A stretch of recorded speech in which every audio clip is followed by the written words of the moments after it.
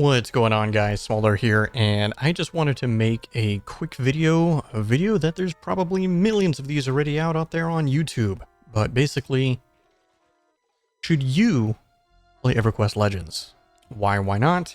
And, is this game really just a huge nostalgia, kind of like grab or not? I'm just gonna, as somebody who played EverQuest back in 1999, all the way up until pretty much World of Warcraft came out. I wanted to check it out. I wanted to check out EverQuest Legends. I had heard about it. I heard about the Hero's Journey project that was going on as well before this came out, and I didn't want to dive into it because it wasn't official. And heard about this coming out. I was like, oh, maybe I'll check it out. I eventually decided to check it out right when it came out on release. And for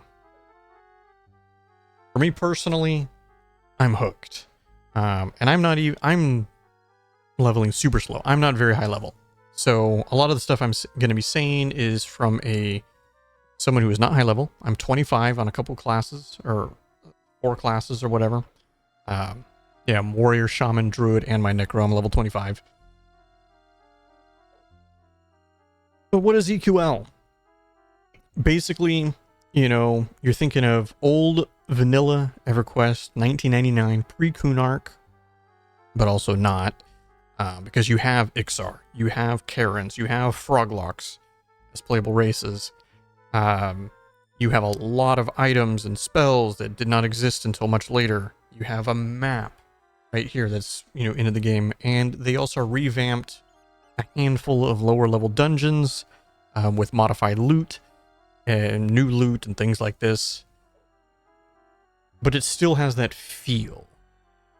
But at the end of the day, because of the triple class system, the game's really, it's much more solo centric than group centric. It's not to say that you can't group or do small raids and stuff like that. You absolutely can. But the game is designed now in a way to where you could just solo everything. You can do everything on your own. But you're living in, you're playing in a living world with a bunch of other people. As you can see here, I'm running around. Look at all these people here. This is Befallen. Befallen is one of the newest dungeons that was, or not newest dungeon, is one of the dungeons that was revamped, newly revamped with a bunch of new loot and things like that. It's an excellent place to be getting loot. One of the other places are like Crushbone, Najena, Splitpaw Lair. I want to say there's like one more. I have a pretty, right? Blackburrow. Yeah, Blackburrow was the other. Yeah. And I believe they had mentioned that they're planning to do that with a few more dungeons as well. We'll see what happens. But yeah, if you're somebody who played EQ back in the day, and what you got out of it was the social aspect of grouping up all the time, having a defined role, and executing your role in a group, and, that kind of recycled, I don't want to say recycled, that sounds kind of bad, but the system where you would find a camp in a dungeon, you'd be like, all right, we're camping, this area or whatever, and then, be like, okay, the rest of the dungeon, or the the dungeon people, can't talk, guys. I'm tired. The people in the zone, so they know your group has it locked down, and then you guys just camp there and just kill everything in that area on spawn, right? A lot of modern gamers might find that kind of boring because you're not really moving around. You're not really doing much. You're just staying in one spot for hours. But what are you doing there in that time, right? You're socializing with your group mates. You're talking with your group, you're learning about them, you're getting to know other people on the server, as well as you're chasing that either the XP grind, or, maybe you're doing the camp because you're after particular loot from one of the rare mobs, that kind of thing. That's kind of how it was in the old days, right? The way it is now, because of the game being much more solo-centric, it's kind of there if you want it to be there. But when you group, you're really sacrificing your XP. The reasons to group in the game is if you're really chasing items. If you're not chasing items or faction farm or things like that, you're much better off soloing. There are shared instances and things like that. As you can see here, there's a bunch of other people. I'm solo. I'm not in a group. There are, like, the if you guys are familiar with the time progression servers, there are multiple instances that you can select from, as well as there are different difficulties of said dungeon.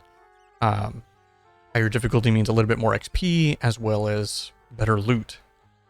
And what do you mean by better loot? In the same dungeon, items and spells in EQL can be upgraded from base up to a +10.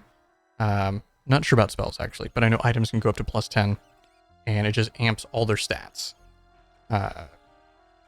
Some, kind of depends, maybe weapons, you might get higher damage on 1+, and, at +2, then you might get a better, faster delay, or then like a plus strength or something on it might get better, things like that.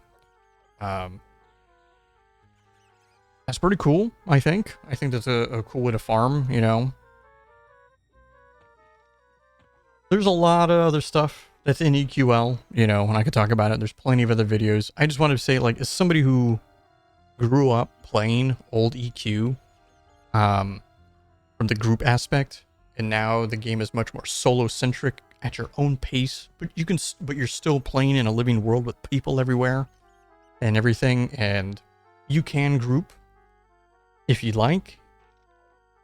I think this game is fantastic. It is absolutely fantastic. It is a nostalgia whirlwind of things at the same time, with a bunch of new things, or maybe not new things because you just don't remember because it's been 20+ years since you last played EverQuest. Who knows? But there's also tons of QOL, obviously, over the years as well. I think the game is just absolutely fantastic. Now, is it a lot of nostalgia as to why I think it's fantastic? Maybe.